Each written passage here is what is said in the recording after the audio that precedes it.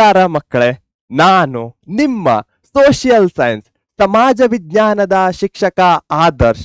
ಇವತ್ತಿನ ಇಂದಿನ ಈ ತರಗತಿಗೆ ನಿಮಗೆಲ್ಲರಿಗೂ ಹಾರ್ದಿಕ ಸ್ವಾಗತ ಸುಸ್ವಾಗತ. ಸೋಷಿಯಲ್ ಸ್ಟ್ರಾಟಿಫಿಕೇಶನ್, ಸಾಮಾಜಿಕ ಸ್ತರ ವಿನ್ಯಾಸ. ನಮ್ಮ ಫಂಡ ಏನಾಗಿರುತ್ತೆ? ಸಿಂಪಲ್ ಇರುತ್ತೆ. ಏನು, ನಾವು ಟೇಬಲ್ ಫಾರ್ಮ್ಯಾಟ್ ಅಲ್ಲಿ ಒಂಥರ ರೀಕಾಲ್ ಸ್ಲೈಡ್ ಫಾರ್ಮ್ಯಾಟ್ ಅಲ್ಲಿ ಕವರ್ ಮಾಡ್ತೇವೆ. ಅದರ ಜೊತೆಗೆ PYQs ಗಳನ್ನು ಸಹ ತೆಗೆದುಕೊಳ್ತೇವೆ. ಯಾವುದೇ ಒಂದು ಚಾಪ್ಟರ್ನಲ್ಲಿ ಇರುವಂತಹ ಮೋಸ್ಟ್ ಇಂಪಾರ್ಟೆಂಟ್ ಕಾನ್ಸೆಪ್ಟ್ಸ್ಗಳನ್ನ ನಾವು ಕವರ್ ಮಾಡ್ತಾ ಇದ್ದೇವೆ. ಇಲ್ಲಿ ಟೆಕ್ಸ್ಟ್ ಬುಕ್ನ A to Z ಕವರ್ ಮಾಡ್ತಾ ಇಲ್ಲ. ಮೋಸ್ಟ್ ಇಂಪಾರ್ಟೆಂಟ್ ಕಾನ್ಸೆಪ್ಟ್ಸ್ಗಳಿರಬಹುದು, ಹಾಗೆ ಎಕ್ಸಾಮ್ನಲ್ಲಿ ಅಟ್ಲೀಸ್ಟ್ ಒಂದು ಬಾರಿ ಬಂದಿದ್ರು ಸಹ ಹಿಂದಿನ 5 ವರ್ಷದಲ್ಲಿ ಅದನ್ನು ನಾವು ಕವರ್ ಮಾಡ್ತಾ ಇದ್ದೇವೆ. ಯಾವ ಫಾರ್ಮ್ಯಾಟ್ನಲ್ಲಿ? ಟೇಬಲ್ ಫಾರ್ಮ್ಯಾಟ್ನಲ್ಲಿ ಅಥವಾ ರೀಕಾಲ್ ಫಾರ್ಮ್ಯಾಟ್ನಲ್ಲಿ, ಹಾಗೆ PYQs ಅಲ್ಲಿ. ಹಾಗೆ ಮತ್ತೊಂದು ಇಂಪಾರ್ಟೆಂಟ್, ನಿಮ್ಮ ಟೆಕ್ಸ್ಟ್ ಬುಕ್ನಲ್ಲಿ ಫಾರ್ ಎಕ್ಸಾಂಪಲ್ ಯಾವುದೋ ಒಂದು ಟಾಪಿಕ್ ಮೇಲ್ ಬಂದಿರಬಹುದು, ಅದನ್ನ ನಾವು ಅದೇ ರೀತಿಯಾಗಿ ಕವರ್ ಮಾಡ್ತಾ ಇಲ್ಲ. ಸೀಕ್ವೆನ್ಷಿಯಲ್ಲಿ ಯಾವುದು ಮೊದಲಿಗೆ ರೀಕಾಲ್ ಇರುತ್ತೋ ಅದನ್ನ ಕವರ್ ಮಾಡ್ತೇವೆ, ಆಮೇಲೆ PYQsಗೆ ಹೋಗ್ತೇವೆ. ಯಾಕಂದ್ರೆ ಬಹಳಷ್ಟು ಮಕ್ಕಳು ಕೇಳ್ತಾ ಇದ್ದಾರೆ, ಸರ್ ಇದು ಟೆಕ್ಸ್ಟ್ ಬುಕ್ನ ಹೇಗೆ ಹೈರಾರ್ಕಿ ಇದೆ ಹಾಗಿಲ್ಲ ಅಂತ. ನಿಮ್ಮ ಅಂಡರ್ಸ್ಟ್ಯಾಂಡಿಂಗ್ ಅನ್ನ ಸುಲಭ ಮಾಡಲಿಕ್ಕೆ, ಹಾಗೆ ಮೈಂಡು ಒಂದೇ ಕಡೆ ಫೋಕಸ್ ಆಗಿರ್ಲಿ ಅಂತ ನಾವು ಈ ಫಾರ್ಮ್ಯಾಟ್ ಅನ್ನ ಫಾಲೋ ಮಾಡ್ತಾ ಇದ್ದೇವೆ. ಓಕೆ ಮಕ್ಕಳೇ, ಸೂಪರ್ಬ್. ಸೊ ಮೊದಲಿಗೆ ಬರುವಂತಹದ್ದು ಸೋಷಿಯಲ್ ಸ್ಟ್ರಾಟಿಫಿಕೇಶನ್, ಸಾಮಾಜಿಕ ಸ್ತರ ವಿನ್ಯಾಸ ಅಂದ್ರೆ ಏನು? ಸೊ ಟೇಬಲ್ ಈ ಫಾರ್ಮ್ಯಾಟ್ ಅಲ್ಲಿದೆ. ಮೊದಲ ಕಾಲಂನಲ್ಲಿ ವಾಟ್ ಎಂದ್ರೆ ಏನು, ಸೆಕೆಂಡ್ ಅಲ್ಲಿ ಅದರ ಟೈಪ್ಸ್ಗಳು, ಥರ್ಡ್ ನಲ್ಲಿ ಅದರಿಂದ ಏನಾಗುತ್ತೆ, ಲೀಡ್ ಟು ಕಾರಣವಾಗುತ್ತೆ. Okay, simple. ಸೋಷಿಯಲ್ ಸ್ಟ್ರಾಟಿಫಿಕೇಶನ್ ಅಂದ್ರೆ ಏನು? ಸ್ಟ್ರಾಟಿಫಿಕೇಶನ್ ಅಂತ ಇದೆ, ಹೆಸರಿನಲ್ಲೇ ಇದೆ. ಸ್ಟ್ರಾಟಿಫಿಕೇಶನ್ ಅಂದ್ರೆ ಏನು? ಡಿವಿಷನ್ ಮಾಡೋದು, ಲೇಯರ್ ಹಾಕೋದು, correct? Yes. The practice of classifying people as upper class and lower class. ಇಲ್ಲಿ ಜನರನ್ನ ಕ್ಯಾಟಗರಿಯಲ್ಲಿ ಕ್ಲಾಸಿಫೈ ಮಾಡ್ತಾ ಇದ್ದಾರೆ. ಹೇಗೆ? ಒಬ್ಬರನ್ನ ಅಪ್ಪರ್ ಕ್ಲಾಸ್ ಅಂತ ಇದ್ದಾರೆ, ಮತ್ತೊಬ್ಬರನ್ನ ಲೋವರ್ ಕ್ಲಾಸ್ ಅಂತ ಇದ್ದಾರೆ. ಯಾವುದರ ಆಧಾರದ ಮೇಲೆ? Basis on which? ಅವರ ಇನ್ಕಮ್ ಇರಬಹುದು, ಅವರ ಕಾಸ್ಟ್ ಇರಬಹುದು, ಅವರ ರಿಲಿಜಿಯನ್ ಇರಬಹುದು. ಇವುಗಳ ಆಧಾರದ ಮೇಲೆ ಅವರನ್ನ ಕ್ಲಾಸಿಫೈ ಮಾಡೋದು ಅಪ್ಪರ್ ಕ್ಲಾಸ್ ಮತ್ತೆ ಲೋವರ್ ಕ್ಲಾಸ್ ಅಂತ. ಅದನ್ನ ಸೋಷಿಯಲ್ ಸ್ಟ್ರಾಟಿಫಿಕೇಶನ್ ಅಂತ ಕರಿತೇವೆ.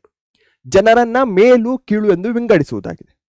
ಇದರಿಂದ ಏನು ಪ್ರಾಬ್ಲಮ್ ಇಲ್ಲ. ಬಟ್ ವೆನ್ ಈ ಕ್ಲಾಸಿಫಿಕೇಶನ್ ನ ಆಧಾರದ ಮೇಲೆ ನಾವು ಜನರನ್ನ ಹೇಗೆ ಟ್ರೀಟ್ ಮಾಡ್ತೇವೋ ಅದರ ಆಧಾರದ ಮೇಲೆ ಎಲ್ಲಾ ಪ್ರಾಬ್ಲಮ್ಸ್ಗಳು ಆಗುತ್ತೆ. ಸೊ ಇಲ್ಲಿ ನೋಡಬಹುದು, ಕಾಸ್ಟ್ ಸಿಸ್ಟಮ್ ಭಾರತದಲ್ಲಿ ಈ ಸೋಷಿಯಲ್ ಸ್ಟ್ರಾಟಿಫಿಕೇಶನ್ ಅನ್ನ ನಾವು ಜಾತಿ ಪದ್ಧತಿಯಲ್ಲಿ ಕಾಣಬಹುದಾಗಿದೆ. 4 ಜಾತಿಗಳಲ್ಲಿ ವಿಂಗಡಿಸಿ ಯಾರನ್ನ ಕೆಳಗಿನ ಜಾತಿ ಅಂತ ಹೇಳ್ತಾರೋ, ಶೂದ್ರರು, ಅವರಿಗೆ ಕೊಟ್ಟಂತಹ ಡಿಸ್ಕ್ರಿಮಿನೇಷನ್ ಇರಬಹುದು. ಅವುಗಳ ಆಧಾರದ ಮೇಲೆ ಎಲ್ಲಾ ಪ್ರಾಬ್ಲಮ್ಸ್ಗಳು ಆಗತ್ತೆ. ಸೊ ಕ್ಲಾಸಿಫೈ ಮಾಡಿ ಆದ ಮೇಲೆ ಅವುಗಳನ್ನ ನಾವು ಹೇಗೆ ಟ್ರೀಟ್ ಮಾಡ್ತೇವೋ ಅದೇ ಎಲ್ಲ ಪ್ರಾಬ್ಲಮ್ಸ್ಗೆ ಆಗುತ್ತೆ. ಹಾಗೆ ಭಾರತದಲ್ಲಿ ಇದಾಯ್ತು ಕಾಸ್ಟ್. ರೇಷಿಯಲ್ ಡಿಸ್ಕ್ರಿಮಿನೇಷನ್ ನೀವು ಅಮೆರಿಕಾದಲ್ಲಿ ನೋಡಿರಬಹುದು. ಚರ್ಮದ ಬಣ್ಣದ ಆಧಾರದ ಮೇಲೆ, ಸ್ಕಿನ್ ಕಲರ್ನ ಆಧಾರದ ಮೇಲೆ, ಬಿಳಿಯರು ಮತ್ತು ಕರಿಯರು ಅಂತ ಟೆಕ್ಸ್ಟ್ ಬುಕ್ ನಲ್ಲಿ ಏನ್ ಕೊಟ್ಟಿದ್ದಾರೋ ಅದರ ಆಧಾರದ ಮೇಲೆ ಆಗುತ್ತಿದ್ದಂತಹ ಜನಾಂಗೀಯ ತಾರತಮ್ಯ ಇರಬಹುದು. Third, have and have not. ಇದನ್ನ ನಾವು ಇಂದಿಗೂ ಸಹ ಸಮಾಜದ ಪ್ರತಿಯೊಂದು ಅಂಗದಲ್ಲೂ ಕಾಣಬಹುದಾಗಿದೆ. ದುಡ್ಡನ್ನ ಹೊಂದಿರುವವರು, ದುಡ್ಡನ್ನ ಹೊಂದಿಲ್ದೇ ಇರೋರು, ಬಡವರು, ಶ್ರೀಮಂತರಿರಬಹುದು, ಹಾಗೆ ಒಬ್ಬೊಂದು ಜಾಬ್ ಅನ್ನ ಹೊಂದಿರೋರು ಮತ್ತು ಜಾಬ್ ಇಲ್ಲದೆ ಇರೋರು.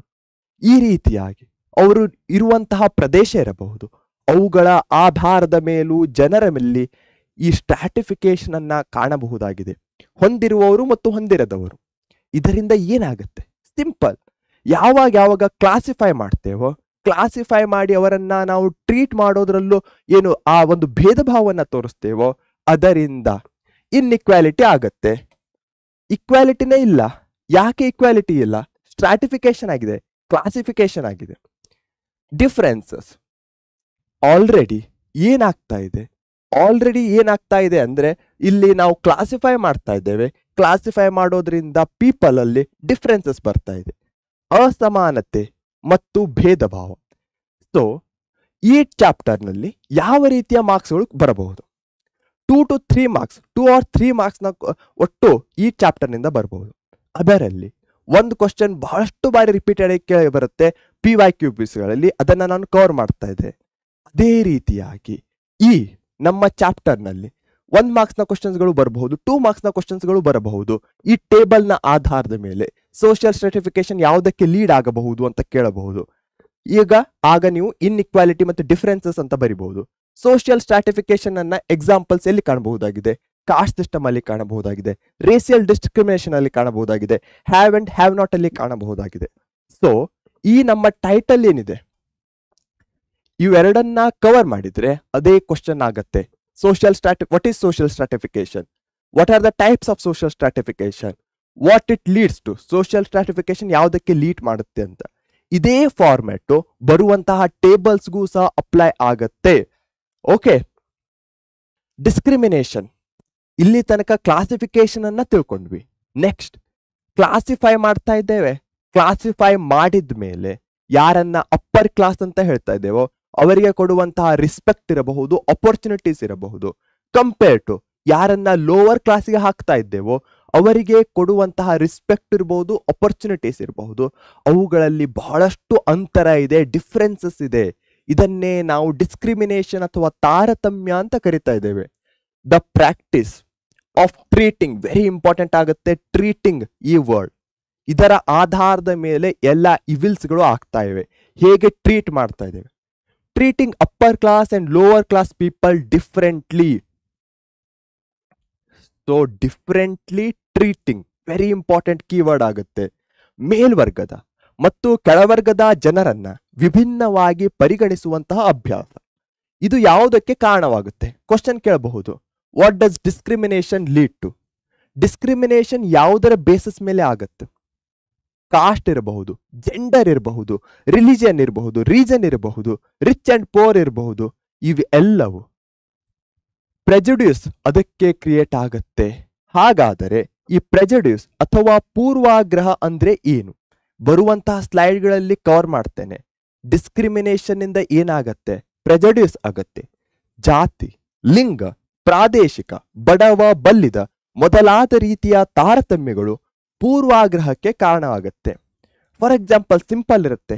ಯಾವುದೋ ಒಬ್ಬ ಬಡ ಮನುಷ್ಯ ಇರ್ತಾನೆ, ಅದನ್ನ ಸಮಾಜ ನೋಡುವಂತಹ ಒಂದು ದೃಷ್ಟಿನೇ ಬೇರೆ ಆಗಿರುತ್ತೆ. ಸಮಾಜ ಅವನನ್ನ ಹೀಗೆ ನೋಡ್ತಾ ಇದೆ ಅಂದ್ಮೇಲೆ ಏನಾಗುತ್ತೆ? ನಮ್ಮ ಒಪಿನಿಯನ್ ಸಹ ಅದರ ಆಧಾರದ ಮೇಲೆ ಫ್ರೇಮ್ ಆಗುತ್ತೆ. ನಾವು ಆ ಮನುಷ್ಯನ ಜೊತೆ ಡೈರೆಕ್ಟ್ ಕಾಂಟ್ಯಾಕ್ಟ್ ಮಾಡಿಲ್ಲ, ಬಟ್ ಡಿಸ್ಕ್ರಿಮಿನೇಷನ್ ಆಧಾರದ ಮೇಲೆ ನಾವೇ ಮೊದಲು ಒಂದು ನಿರ್ಣಯಕ್ಕೆ ಬರ್ತಾ ಇದ್ದೇವೆ. ಅದನ್ನೇ ನಾವು ಪೂರ್ವಾಗ್ರಹ ಅಥವಾ ಪ್ರೆಜುಡ್ಯೂಸ್ ಅಂತ ಕರಿತೇವೆ. ಹಾಗಾದ್ರೆ ಪ್ರೆಜುಡ್ಯೂಸ್ ಅಂದ್ರೆ ಏನು? Opinion a person forms about another person or community even before he gets to know them. ಅವರನ್ನ ಆತ ಮೊದಲು ಭೇಟಿಯಾಗಿರಲ್ಲ, ಆದರೂ ಸಹ ಆತ ತನ್ನ ಒಪಿನಿಯನ್ ಅನ್ನ ಫಾರ್ಮ್ ಮಾಡ್ತಾನೆ. ಇದನ್ನೇ ನಾವು ಪೂರ್ವಾಗ್ರಹ ಅಥವಾ ಪ್ರೆಜುಡ್ಯೂಸ್ ಅಂತ ಕರಿತೇವೆ. ಒಬ್ಬ ವ್ಯಕ್ತಿ ಒಂದು ಸಮೂಹದವರ ಬಗ್ಗೆ ಹೊಂದಿರಬಹುದಾದ ಪೂರ್ವ ನಿರ್ಧಾರಿತ ಮನೋಭಾವನೆ. ಸಿಂಪಲ್ ಎಕ್ಸಾಂಪಲ್ ಅನ್ನು ಕೊಟ್ಟಿದ್ದೇನೆ. ಹೇಗೆ ಬಡವರನ್ನ ಡಿಸ್ಕ್ರಿಮಿನೇಟ್ ಮಾಡ್ತಾರೆ, ಅದರ ಆಧಾರದ ಮೇಲೆ ನಾವು ಒಂದು ಒಪಿನಿಯನ್ ಅನ್ನ ಫಾರ್ಮ್ ಮಾಡ್ತೇವೆ. ಅದೇ ಸಿಂಪಲ್ ಒಪಿನಿಯನ್ ಹಾಗೆ ನೋ, ಇವೆರಡು ಕೀವರ್ಡ್ ಆಗುತ್ತೆ. ಇದರಿಂದ ಏನಾಗುತ್ತೆ?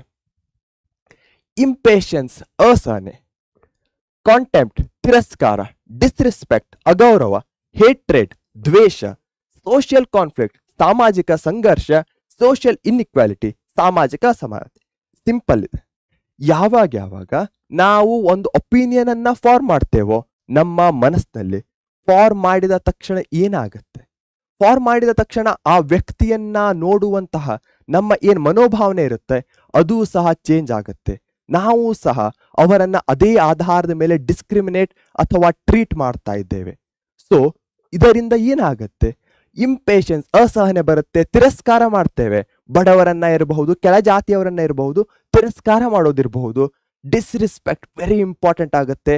ಎಲ್ಲರನ್ನ ಈಕ್ವಲ್ ಆಗಿ ಟ್ರೀಟ್ ಮಾಡಬೇಕು, ಬಟ್ ನಮ್ಮ ಮನಸ್ಸಿನಲ್ಲಿ ಆಲ್ರೆಡಿ ಪೂರ್ವಾಗ್ರಹ ಇದೆ, ಪ್ರೆಜುಡ್ಯೂಸ್ ಇದೆ. ಹೀಗಾಗಿ ಅವರಿಗೆ ನಾವು ಅಗೌರವವನ್ನ ತೋರಿಸ್ತೇವೆ. ದ್ವೇಷ ವೆರಿ ವೆರಿ ಇಂಪಾರ್ಟೆಂಟ್ ಆಗುತ್ತೆ. ಇದೇ ಎಲ್ಲದಕ್ಕೂ ಕಾರಣವಾಗುತ್ತೆ. ಹೇಟ್ರೇಡ್ ದ್ವೇಷ, ಸೋಷಿಯಲ್ ಕಾನ್ಫ್ಲಿಕ್ಟ್ಸ್ಗಳಾಗತ್ತೆ, ಹಾಗೆ ಸಾಮಾಜಿಕ ಅಸಮಾನತೆ.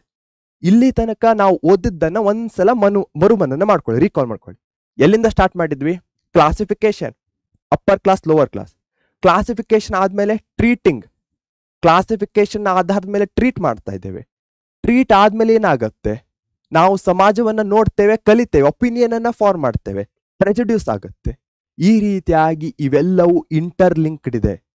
ಈ ರೀತಿಯಾಗಿ ಇದನ್ನ ನೀವು ತಿಳ್ಕೊಂಡ್ರೆ ಈಸಿಲಿ ಆಗಿ ರಿಮೆಂಬರ್ ಮಾಡ್ಕೊಳ್ಬಹುದು. ಕನೆಕ್ಷನ್ ಅನ್ನ ಫಾರ್ಮ್ ಮಾಡ್ಕೊಳ್ಳಿ, ಅದರ ಆಧಾರದ ಮೇಲೆ ಆನ್ಸರ್ ಅನ್ನ ಬರೀರಿ. ಕೀವರ್ಡ್ಸ್ ಪದೇ ಪದೇ ಹೇಳ್ತಾ ಇದ್ದೇನೆ, ಸೋಷಿಯಲ್ ಸೈನ್ಸ್ ಅಲ್ಲಿ ಬೈ ಹಾರ್ಟ್ ಹಾಕೋ ಅವಶ್ಯಕತೆ ಇಲ್ಲ. ನಾನಿಲ್ಲಿ ಹೇಗೆ classification upper and lower class ಇರಬಹುದು, ಡಿಸ್ಕ್ರಿಮಿನೇಷನ್ ಇರಬಹುದು, ಟ್ರೀಟಿಂಗ್ ಇರಬಹುದು, ಈ ರೀತಿಯ ಕೀವರ್ಡ್ಸ್ ಅನ್ನ ತೆಗೆದುಕೊಂಡು ಇವುಗಳನ್ನ ಎಕ್ಸ್ಪ್ಲೇನ್ ಮಾಡಿದ್ದೇನೋ ಅದೇ ಆಧಾರದಲ್ಲಿ ನೀವು ಸಹ ನೆನಪಲ್ಲಿ ಇಟ್ಕೊಳ್ತೀರಾ ತಾನೆ? ಗ್ಯಾರಂಟೀಡ್. ಸೂಪರ್ ಮಕ್ಕಳೇ. Next, untouchability. ಕಾಸ್ಟ್ ಸಿಸ್ಟಮ್ ಅನ್ನ ಎಲ್ಲಿ ಓದಿದ್ವಿ? ಸೋಷಿಯಲ್ ಸ್ಟ್ರಾಟಿಫಿಕೇಶನ್ ಟೈಪ್ಸ್ ಅಲ್ಲಿ. ಎಸ್, ಆ ಕಾಸ್ಟ್ ಸಿಸ್ಟಮ್ ನಲ್ಲಿ ಲೋವರ್ ರಂಗ್ ಅಂತ ಅಥವಾ ಲೋವರ್ ಕ್ಲಾಸ್ ಪೀಪಲ್ ಯಾರಿರ್ತಾ ಇದ್ರು, ಶೂದ್ರರು ಅಥವಾ ಅಸ್ಪೃಶ್ಯರು ಅಂತ ಏನ್ ಕರೀತಾ ಇದ್ದೆವು, ಅನ್ಟಚಬಲ್ಸ್, ಅವರನ್ನ ಮುಟ್ಟೋ ಸಹ ಆಗಿರ್ಲಿಲ್ಲ. ಅವರನ್ನ ಅಸ್ಪೃಶ್ಯರು, ಸ್ಪರ್ಶ ಸಹ ಮಾಡೋ ಹಾಗಿರ್ಲಿಲ್ಲ. ಇದು ಯಾವ್ದ್ರಿಂದ ಕ್ರಿಯೇಟ್ ಆಗ್ತಾ ಇದೆ? Classification, discrimination. ರಿಮೆಂಬರ್, ಇದರಿಂದ ಏನಾಗುತ್ತೆ? The victims were deprived of social, cultural, religious, educational and political facilities and opportunities. ಶೋಷಿತರು ಸಾಮಾಜಿಕ, ಸಾಂಸ್ಕೃತಿಕ, ಧಾರ್ಮಿಕ, ಶೈಕ್ಷಣಿಕ ಮತ್ತು ರಾಜಕೀಯ ಅನುಕೂಲ ಮತ್ತು ಅವಕಾಶಗಳಿಂದ ವಂಚಿತರಾಗಿದ್ದರು. ಸಿಂಪಲ್ ಇದೆ.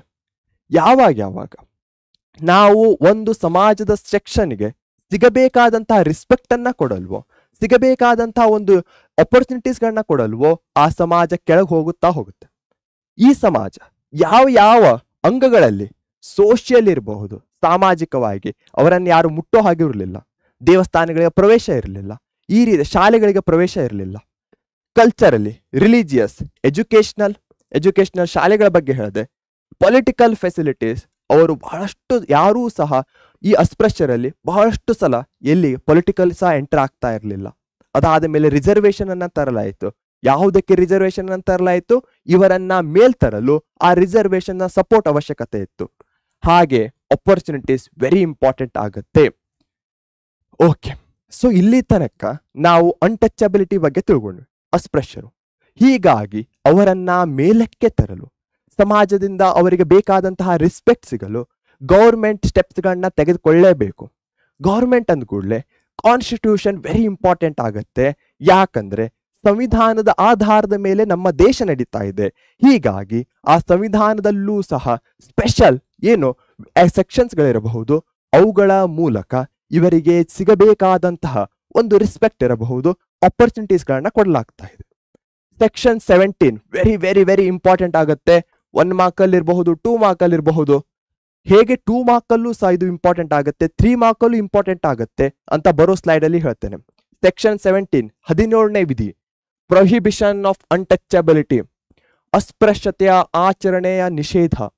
ಯಾರನ್ನೂ ಸಹ ಅವರ ಜಾತಿಯ ಆಧಾರದ ಮೇಲೆ ಅನ್ಟಚಬಲ್ ಅನ್ನೋ ಹಾಗಿಲ್ಲ.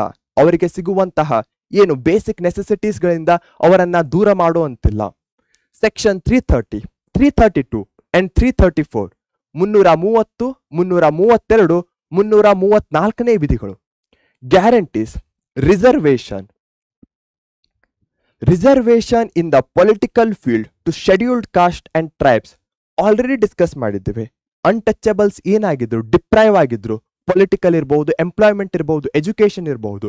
ಸೊ ಅಲ್ಲಲ್ಲಿ ಅವರಿಗೆ ಸಪೋರ್ಟ್ನ ಅವಶ್ಯಕತೆ ಇದೆ.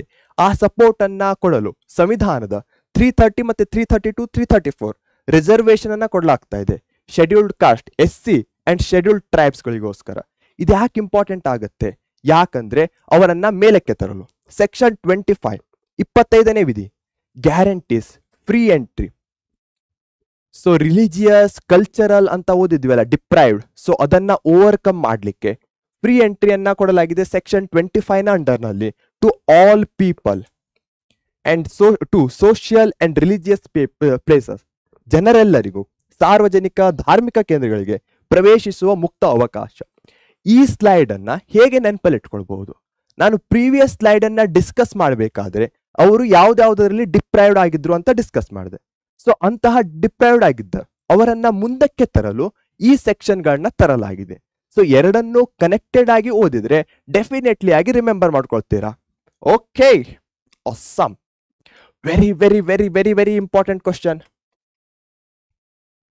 ಎಕ್ಸಾಮ್ ಪಾಯಿಂಟ್ ಆಫ್ ವ್ಯೂದಿಂದ, ಅದರಲ್ಲೂ ಈ ಚಾಪ್ಟರ್ನಿಂದ ಬಹಳಷ್ಟು ಬಾರಿ ರಿಪೀಟೆಡ್ ಆಗಿ ಕೇಳಿರುವಂತಹ ಪ್ರಶ್ನೆ.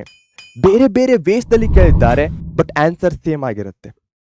ಇನ್ ರೀಸೆಂಟ್ ಡೇಸ್, ಒಂದ್ಸಲ ಕ್ವಶನ್ ಅನ್ನ ಓದ್ತೇನೆ.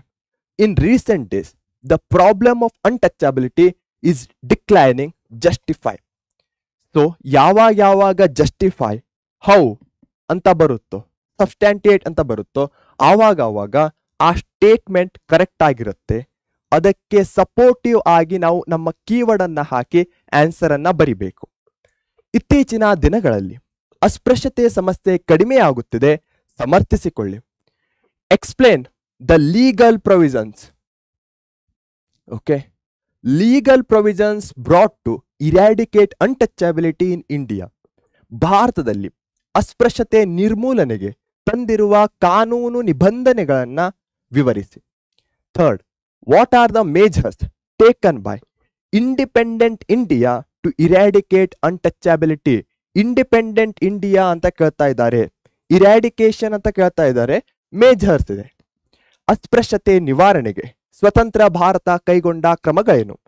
3 ಮಾರ್ಕ್ಸ್ಗೆ ಎಲ್ಲಿ ಏಪ್ರಿಲ್ 2015, 2016, 2017, 2019, 2022, ಜೂನ್ 2017, ಸೆಪ್ಟೆಂಬರ್ 2020, 2022 ಅಲ್ಲಿ ಬಂದಿರುವಂತಹ ಪ್ರಶ್ನೆ. ಇದರಿಂದಲೇ ಅರ್ಥ ಮಾಡ್ಕೊಳ್ಬಹುದು ಎಷ್ಟೊಂದು ಇಂಪಾರ್ಟೆಂಟ್ ಅಂತ. ಈ ಕ್ವಶನ್ ಅಲ್ಲಿ ನೀವು ಮೊದಲನೇ ಕ್ವಶನ್ ಅನ್ನ ನೋಡಿದ್ರೆ ಏನನ್ಸುತ್ತೆ? ಜನರಲ್ ಅನ್ಸುತ್ತೆ ಸ್ವಲ್ಪ. ಯಾಕಂದ್ರೆ ಇದರಲ್ಲಿ ಅವ್ರು ಯಾವುದೇ ಸ್ಪೆಸಿಫಿಕ್ ಅನ್ನ ಮೆನ್ಷನ್ ಮಾಡಿಲ್ಲ. ಲೀಗಲ್ ಪ್ರೊವಿಷನ್ಸ್ ಅಂತ ಹೇಳಿದ್ದಾರೆ. ಸ್ಪೆಸಿಫಿಕ್ ಆಗಲಿ ನಾವು ಕಾನ್ಸ್ಟಿಟ್ಯೂಷನ್ ಸೆಕ್ಷನ್ಸ್ ಗಳನ್ನ ಹೇಳಬೇಕು, ಹಾಗೆ ಆಕ್ಟ್ಸ್ ಗಳನ್ನ ಹೇಳಬೇಕು, ಯಾವಾಗ ಲೀಗಲ್ ಅಂತ ಬರುತ್ತೆ. ಥರ್ಡ್ ಕ್ವಶನ್ ಏನಿದೆ, ಮೇಜರ್ಸ್ ಅಂತ ಇದೆ, ಇಂಡಿಪೆಂಡೆಂಟ್ ಇಂಡಿಯಾ ಅಂತ ಇದೆ, ಇರಾಡಿಕೇಶನ್ ಅಂತ ಇದೆ. ಇದು ಸಹ ಜನರಲ್ ಆಗಿದೆ.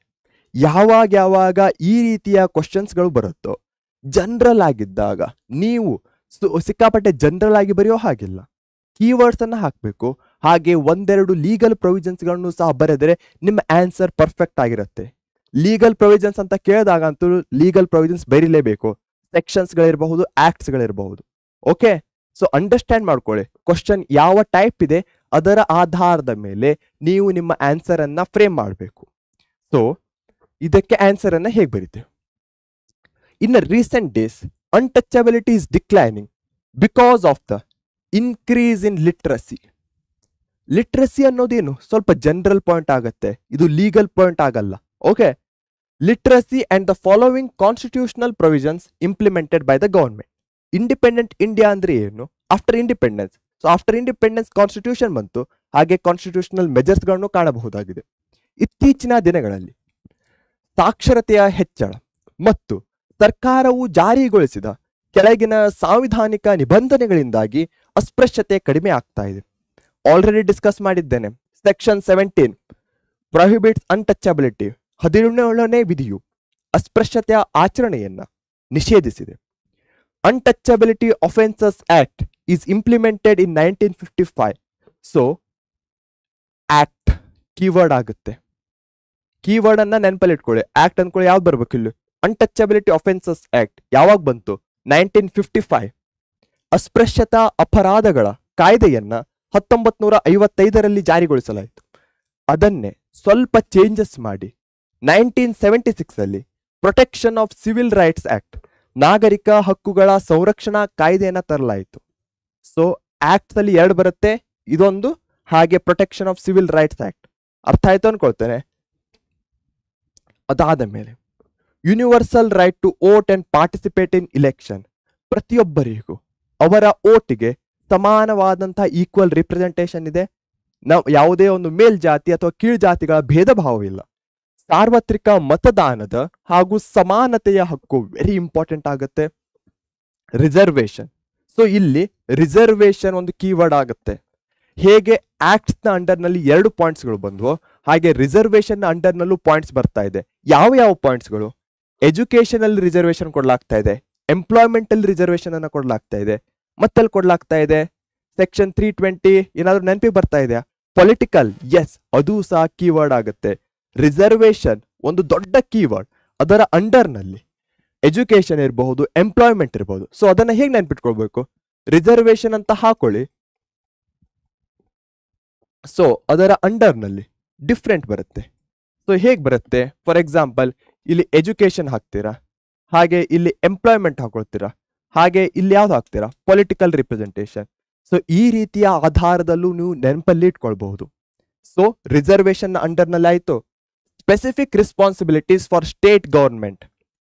ಸ್ಟೇಟ್ ಗವರ್ಮೆಂಟ್ನ ಪಾತ್ರವನ್ನು ಸಹ ಹೆಚ್ಚಿಗೆ ಮಾಡಲಾಗಿದೆ.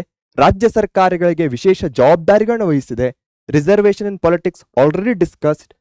Social reformers have made immense efforts to wipe out untouchability.